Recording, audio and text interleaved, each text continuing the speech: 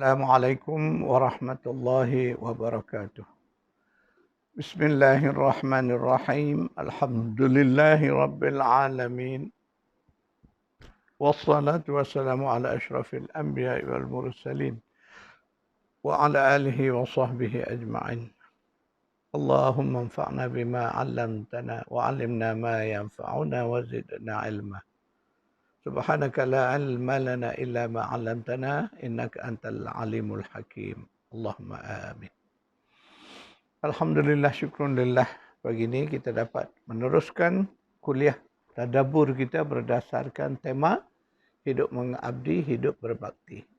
Tuan-tuan perempuan yang memiliki buku Hidup Mengabdi, Hidup Berbakti ini, bolehlah merujuk ke halaman 168.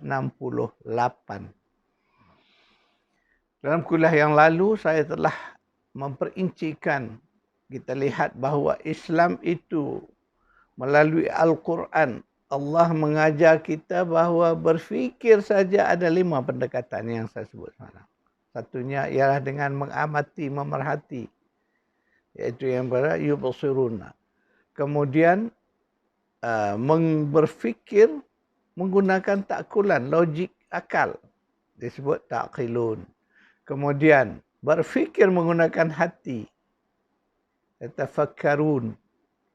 Kemudian memerhati, ya, meneliti, mendalami, yang disebut untuk ambil pengajaran, kesedaran, keinsafan, disebut sebagai yatazakkarun. Kemudian akhirnya ialah memahami dengan mendalam, itu disebut yafqahun. Apabila kita melihat, itulah hebatnya Islam itu mengajar berfikir pun ada kaedahnya. Tapi sayang tuan-tuan perempuan, hari ini kita umat Islam adalah umat yang tak suka berfikir, tak suka melaksanakan apa yang Allah perintah. Sebaliknya kita melihat di luar sana, orang-orang yang bukan Islam, mereka maju di pelbagai bidang ilmu. Kerana apa? Kerana mereka menghayati perintah Al-Quran supaya kita berfikir tadi. Itulah kita nak ambil ibrah. Kita lihat balik, muhasabah diri kita. Tanyalah pada diri kita sendiri, tuan-tuan puan-puan, apakah selama ini aku berfikir sebagaimana yang dikehendaki oleh Al-Quran tadi. Dari situ barulah kita dapat pelajaran untuk kita melakukan sesuatu tindakan. Itu agenda bertindak kita. Setelah kita faham bahawa Allah menghendaki begini keadaannya berfikir itu, sama diri kita, okey ke tidak aku ni? Aku telah lakukan tidak? Kalau belum, kita kena lakukan. Pagi ini insyaAllah kita akan sambung kuliah kita dengan melihat aspek yang disebut sebagai dinamika ilmu di dalam Islam. Kita kalau melihat, kita buat kajian, kita teliti, kita dalami aspek ini, kita akan melihat bahawa Allah mengajarkan kita ilmu ni dengan sangat sempurna. Dan Allah jadikan kita ni pada dasarnya, Allah memang cipta manusia ini sebagai makhluk ilmu. Maksud dia begitu. Jadi dengan makhluk ilmu itu Allah bekalkan kita, lengkapkan kita ni. Secara fitrahnya manusia ini dijadikan seperti yang Allah sebut, wa ja'ala lakumus sam'a wal absara wal afidah. Mana Allah bagi 3 indera yang saya selalu sering sebut sebagai indera ilmu, iaitulah pendengaran, penglihatan dan afidah, kefahaman hati kita. Jadi kerana itu, kemudian kita melihat ketika Allah menjadikan Adam AS sejarah awal, yang itu kalau kita baca Quran berada di surah Al-Baqarah dan surah-surah lain juga ada, ya, menceritakan bagaimana Allah kata, a'udzubillahi minasyaitonirrajim, wa 'allama Adamal asma. Allah telah mengajar Nabi Adam itu akan nama-nama setiap benda. Itulah permulaan ilmu. Ilmu itu adalah berasal kepada nama. Kena faham tu. Jadi kita kalau kita tidak mendalami, nak memahami aspek ilmu ni, kita tak sampai ke situ. Sebenarnya setiap sesuatu ilmu itu mesti bermula dengan kita tahu nama dulu. Itu pokoknya. Sebab itulah Allah sebut wa'allamal adamal asma'. Nama-nama. Itu yang diajar oleh Allah. Rupa-rupanya betul. Kalau kita nak melihat, kita lihat. Kita nak mengenal seseorang, mestilah kita kenal daripada kad pengenalan ataupun identity card dia.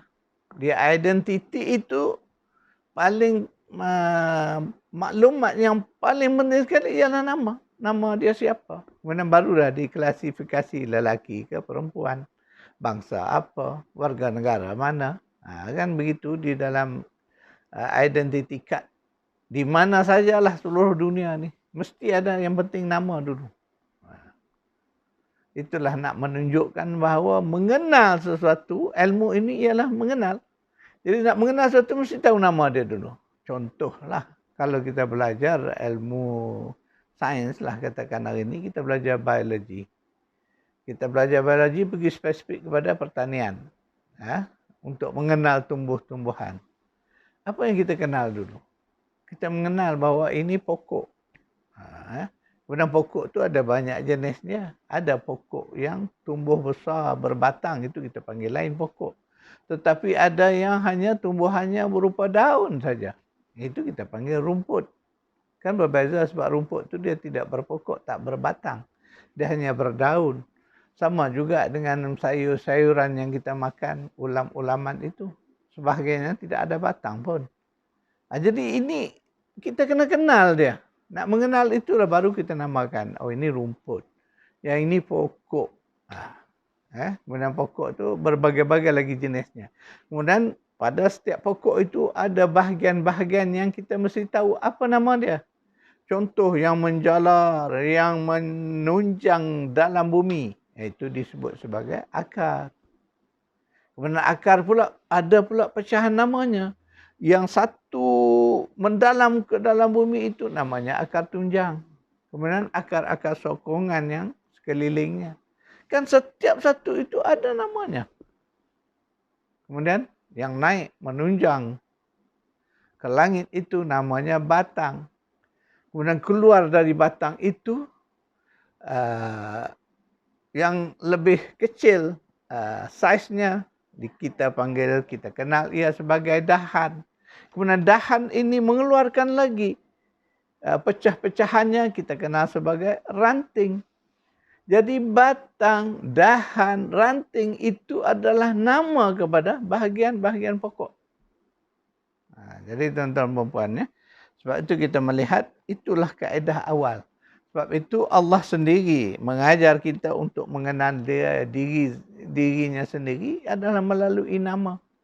Maka diperkenalkanlah disebut nama-nama. Itulah Al-Quran menyebut nama-nama bagi Allah tu dikenal sebagai Asma'ul Husna. Nama-nama terbaik. Itu untuk kita mengenal Allah. Kemudian juga disebut sebagai sifat-sifatnya. Sebab setiap sifat itu dia juga adalah nama. Maka disebutlah sebagai asma' dan sifat Allah. Itu yang kita belajar. Tauhid Quran ini mengajar sedemikian. Jadi maknanya nama itu sangatlah penting. Saya menulis hal ini dengan mendalam dalam buku saya. Dahsyatnya Basmalah. Di sana saya mengupas. Ada di sini buku saya yang di bawah ni. Tajuk dia. Basmalah. Dahsyat Basmalah itu. Kenapa Allah suruh kita perintah awal menyebut nama. Dengan menyebut nama bagi Allah. Karena nama itu menggambarkan permulaan ilmu. Permulaan kita mengenal sesuatu. Demikianlah. Berbalik kepada kita, Al-Quran mengajar kita bahawa ilmu ada dua sebagaimana yang saya telah sebutkan. Kita ulang balik. Ilmu yang Allah beri. Yang Allah bagi itu, Allah dah bagi dah ilmu pada kita. Itulah dia ilmu yang Allah turunkan disebut sebagai wahyu kepada para rasul sejak dari awal sehinggalah kepada kita sekarang ni. Dan pada kita sekarang ni ada sebuah kitab, itulah Al-Quran. Itulah satu-satunya kitab Allah yang masih ada tulen, kekal sifatnya, dijaga oleh Allah walaupun sudah berusia lebih 1400 tahun. Kerana Allah menjaga, maka Al-Quran kekal, tidak dapat dirubah, tidak dapat diubah oleh tangan-tangan manusia. Dan ini tidak terjadi kepada kitab-kitab lain. Kitab Taurat, kitab Injil, rosak habis, binasa dah. Tak ada lagi keasliannya. Jadi kita melihat bahawa Allah memberikan ilmu dalam bentuk wahyu, dalam bentuk kitab-kitab yang diturunkan kepada para rasul utusannya. Itu cara Allah menyampaikan ilmunya. Maka ketika kita mendapat Al-Quran ini, inilah ilmu yang Allah bagi. Direct daripada Allah kepada Nabi alaihissalam. Maknanya ilmu yang Allah bagi untuk kita seluruh umat manusia. Jadi wahyu diturunkan melalui malaikat Jibril. Sampaikan kepada Nabi. Ya, Nabi akhirnya dengan para sahabat mengumpulkan bahan ini sampailah kepada kita Al-Quran ini. Itulah yang disebut sebagai ilmu yang Allah beri. Ini satu ilmu yang sangat-sangat berharga. Kerana apa tuan-tuan dan puan-puan? Tanpa ilmu, tanpa apa yang Allah sampaikan, kita ini jahil. Kita tidak mampu mengetahui dan mengenal. Apatah lagi mengenal Allah. Mengenal hal-hal yang disebut sebagai hal-hal gaib. Yang menjadi dasar tunjang keimanan kita ialah perkara-perkara gaib. Perkara-perkara gaib ini tidak mungkin dapat kita tahu kalau kita tidak diberitahu. Itu kena faham. Di situlah kita sangat bersyukur. Sebab itulah Allah menyebut dalam surah Ar-Rahman, A'udzubillahi minasyaitanirrajim. Bismillahirrahmanirrahim. Ar-Rahman 'allamal Quran. Karena Allah tu sayang, pemurahnya sifat, pemurahnya Allah itu, Allah ajar kita Al-Quran. Bayangkan tuan-tuan perempuan, tanpa Al-Quran ini, kita tak ada ilmu. Kita tak akan dapat mengenal Allah, tak akan mendapat mengenal siapa malaikat, tak akan mengenal jalan pulang kita, tak akan mengenal yaumil akhir. Tak akan mengenal makhluk yang namanya jin. Kita tak akan mengenal semua itu jika kita tidak diberikan Al-Quran ini. Itulah dahsyatnya ilmu yang Allah beri.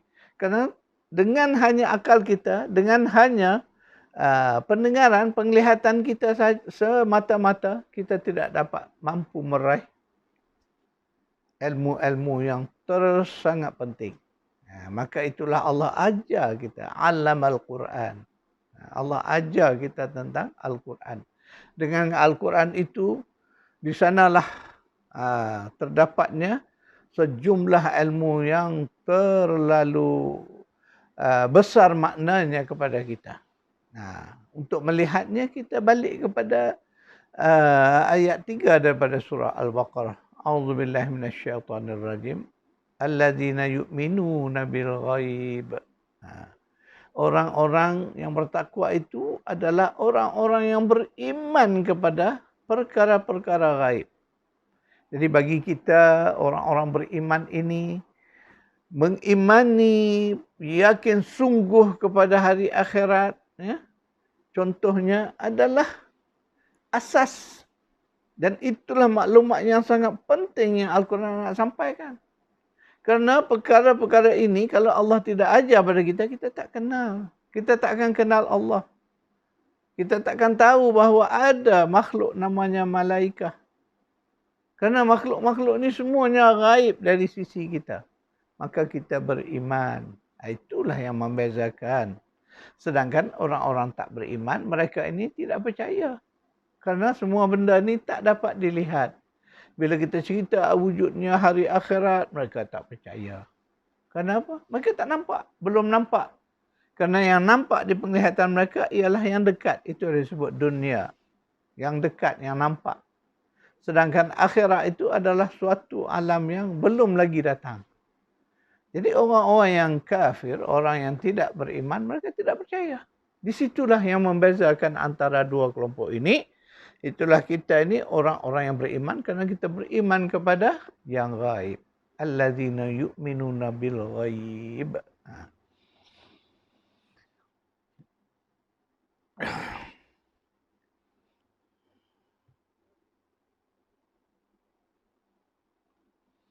Kemudian kita melihat bahawa bila kita belajar, terutama ketika kita mentadabur surah Al-Fatihah dahulu, kita belajar mengenal apa yang disebut bahawa Al-Quran ini sebelum turun ke bumi ini, dia telah pun sedia ada, setelah bertulis sekian lama, disimpan, dipelihara di satu tempat namanya Lauh Mahfuz. Tempat catatan, kemudian tempat itu dijaga, dipelihara dengan begitu rapi. Itulah dikenal sebagai Lauhun Mahfuz. Jadi Lauhun Mahfuz ini berada di satu alam, bukan di alam di sini. Sebab itu disebut ketika Al-Quran itu diturunkan. Bermakna Quran ini asalnya tempatnya tinggi. Jadi pada kita senang faham di langit. Sebab langit adalah tempat tinggi bagi kita. Jadi sebab itu bila disebut bahawa Al-Quran itu diturunkan. Itulah kalimah yang digunakan, diturunkan. Bermakna dari tempat tinggi, dari langit diturunkan ke bumi. Jadi yang itu sejarahnya kita sedia maklum bagaimana Al-Quran diturunkan, yang disebut bahawa Al-Quran itu ditulis oleh makhluk yang namanya Al-Qalam. Setakat itu dulu kuliah kita pagi ini. InsyaAllah kita akan sambung kuliah ini pada besok hari. Saya akan buat catatan kuliah kita.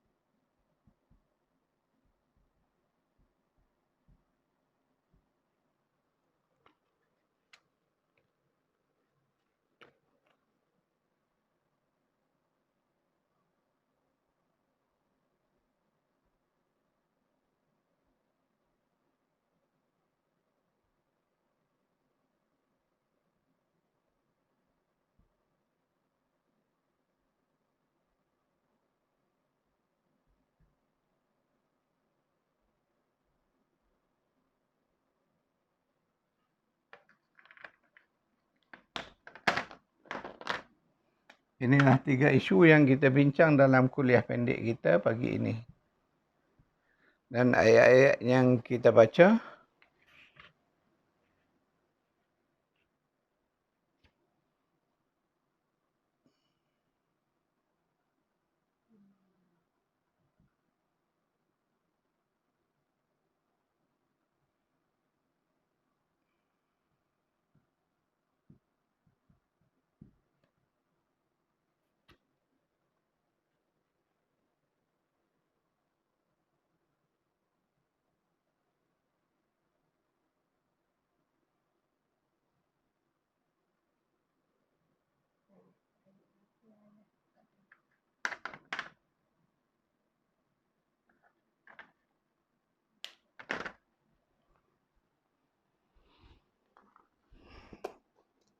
Pada itu tuan-tuan dan puan-puan, kuliah kita pagi ini insya-Allah kita bertemu lagi pada besok hari.